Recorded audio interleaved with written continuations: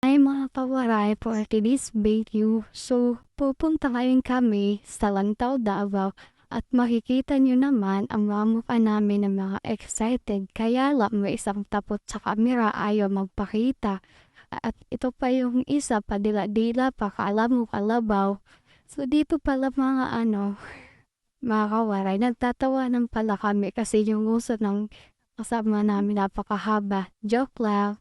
So dito pala mga kawaray sa pupuntahan namin ay pumunta na yan kami ng isang beses kaya lang hindi talaga ako nag-video kasi natatakot ako gawa ng baguhan pa lang ako ganun mga kawaray.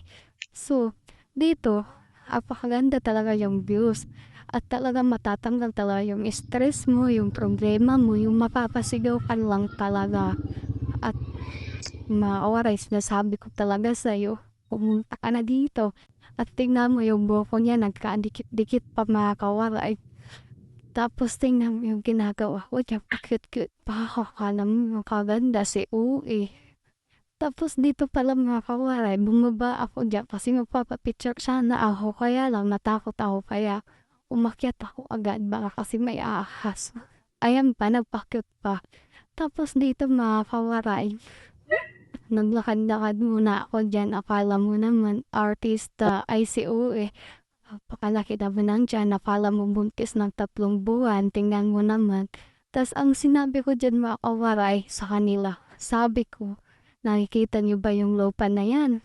Hindi sa akin yan. Kaya nagtawanan sila diyan kasi nga napagtripan ko sila kasi kala daw nila ano yung sasabihin ko.